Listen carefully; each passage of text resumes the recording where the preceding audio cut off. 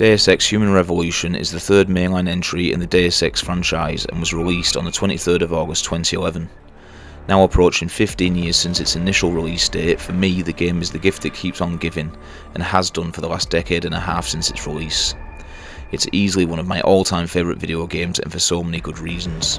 From the distinct art style that juxtaposes those sleek seductive blacks with the scintillating gold yellow hues, to the open-ended gameplay that pays reverence to and refines the original Deus Ex's revolutionary gameplay mechanics and idiosyncratic freedoms of play for the time.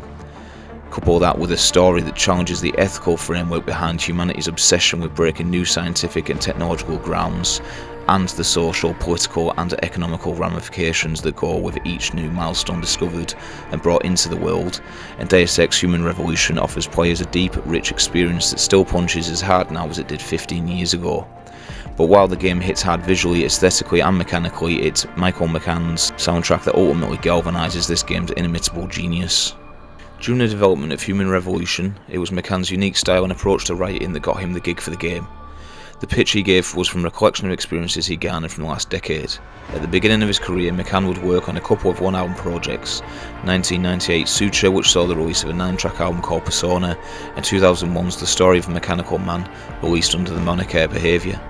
The former was a mixture of driving breakbeats and lo-fi electronics, while the latter was an experimental electronic record that combined jazz, trip-hop, trance and pop, layering in thick amounts of ambience and a subtle follow-on from the album's vocalists, Andrea Revo and Margot Timmins. Despite both albums being vastly different in style, they would lay credence to some of the more immediate tracks on Human Revolution, as well as Andrea's role on the soundtrack. From here, McCann would go on to be the lead sound designer for films It's All Gone Pete Tong and Fubar. However, it was in 2007 where McCann would lay down the foundation for what was to come. Under the alias of his previous project Behaviour, Splinter Cell Double Agent was McCann's foray into the games industry, and would be the building block used for not only McCann's pertinent pitch to developers over at Eidos Montreal, but for Human Revolution style overall. What made Splinter Cell Double Agent such a distinct score at the time was McCann's unusual approach to recording, which was a hybrid of acoustic instrumentation and electronics. The end result is a kind of proto-Human Revolution sound that creates the kind of ethereal ambiences and dejection associated with McCann's future magnum opus, only executed with a slightly different mindset.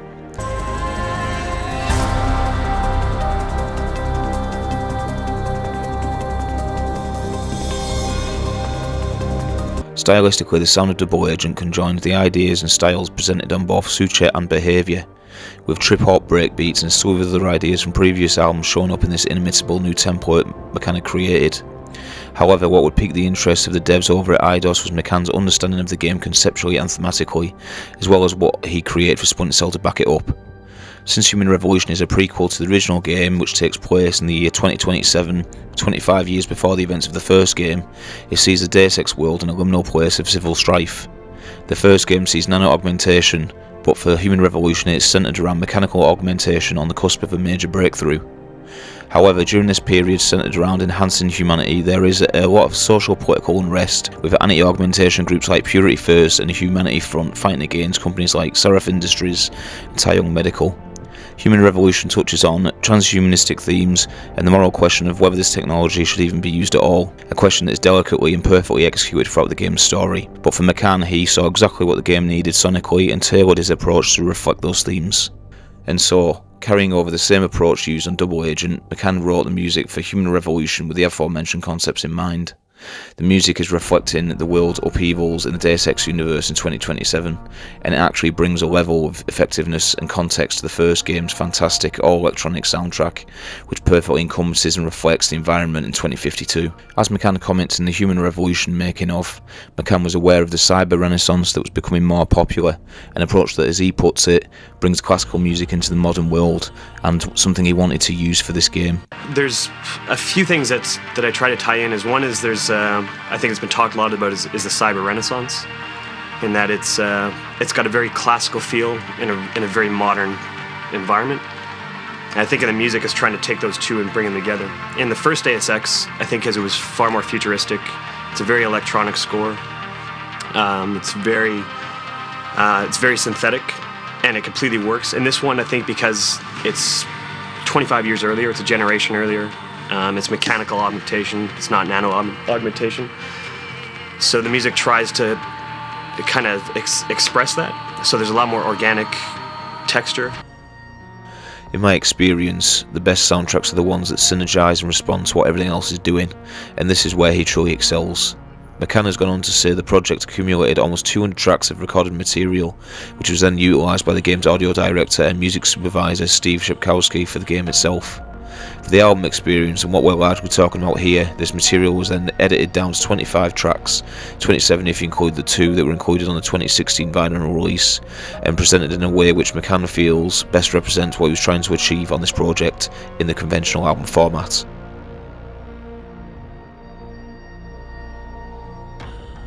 I've always been a massive fan of film and video game scores, even from a very young age when I wasn't interested in listening to music. From Sonic the Hedgehog and Final Fantasy to The Legend of Zelda and Metal Gear Solid, there has always been a treasure trove of great music in video games that not only captures the essence of a game and elevates it to a higher level of reverence, but offers a genuinely great listening experience. It's funny that less than a year apart from each other, both Human Revolution and Max Payne 3 released 2 of my all-time favourite game scores, both of which stole the show in spite of the fact the games themselves were incredible, with superlative gameplay, great stories and distinct visuals. From the moment you boot up Human Revolution, you know the soundtrack is going to be special, but even I'm more surprised when I step back and think about how I've listened to this 25-track LP consistently since release. This is one of my favourite albums period, and yet in spite of the fact I've listened to it for so many years, I've never gotten bored of going back to it, which is doubly surprising when you consider it's a soundtrack. The main reason for this album's omnipotent replay value stems from its cohesive sonic vision, unwavering consistency, and the variety of styles on offer. As I touched on earlier, his solo works play a big part in both Splinter Cell and this score.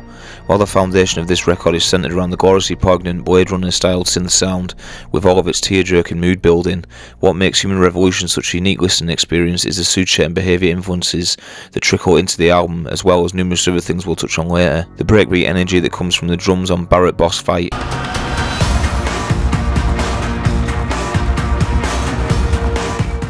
the experimental liberties McCann takes on the slick nightclub banger, The Hive,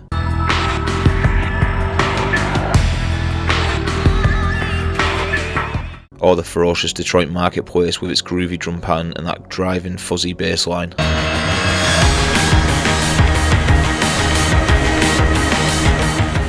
There are vestiges of his early works nestled underneath this moody atmosphere and stand to make the songwriting overall that little bit more interesting. But for me, the most alluring aspect of this entire record, and probably the most important element conceptually, is the vocal work carried out by Andrea Revel, Ariel Engel and Erica Vase, which gives off these Middle Eastern influences over a chassis of washy synths and pummeling drums. It's an element that permeates throughout the entire album and feels oddly at home with a cyberpunk ambience and experimental electronics. There are no lyrics being sung here, just laments that harmonise in this noisy cyber reality, giving every song on here the essential human element McCann was aiming for. On this score, I wanted to approach it kind of how the story is that the story is very much about taking something that's organic, like the human body, and then augmenting it so it's better than it was originally. So I approach the score the same way. So any acoustic instruments I've had have to be electronically either created or manipulated. So most of the score is as virtual as possible. We're trying to do it so that every single instrument is done by me alone and virtually. So it was a weird approach, but I think it worked. Endings in particular really drives this connotation to its logically cathartic conclusion, a beautifully sad crescendo that has the album's ensemble working together to drive the most emotionally charged song of the entire record. Given the context behind the story and what it will lead to in 2052, there's an emotive weight behind endings that makes it this gorgeous dirge of delicate string arrangements that ebb and flow under the pained vocal melodies, which is probably why the vocal execution leans towards a religious undertone, like a tiny rebellion against the transhumanist movement that's attempting to discard God and embrace the expanse of post-humanism.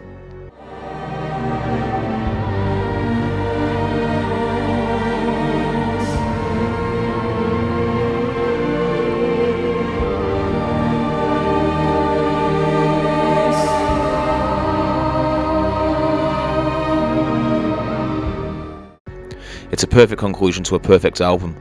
It's not just endings that hits you in the feels in the same way either. Songs like Icarus, Opening Credits, First and Last and Penthouse are just a few of the highlights coming from these amazing vocalists, and they do a phenomenal job of building up or supporting a section to a song or just outright stealing the show, like on Hang Sha Daylight Part 1.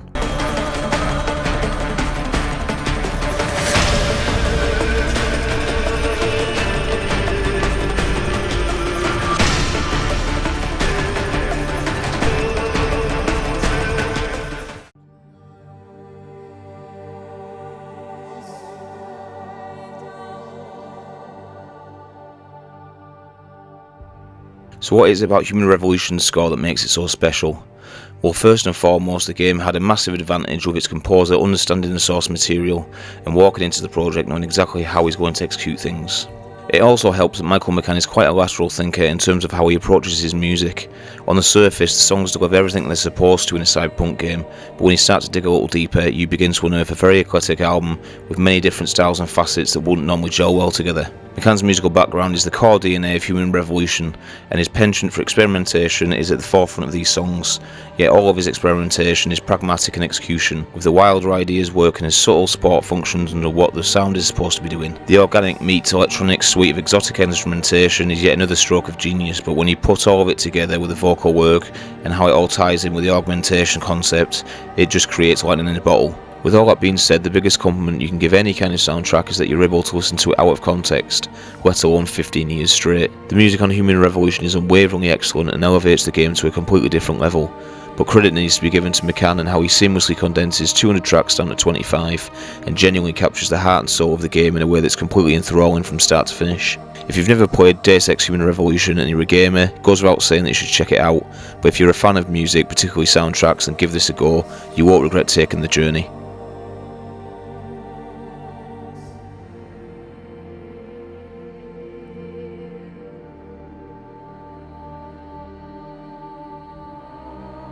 If you've got this far into the video, then I thank you very much. This is the first video essay I've ever done, and I hope you've enjoyed it.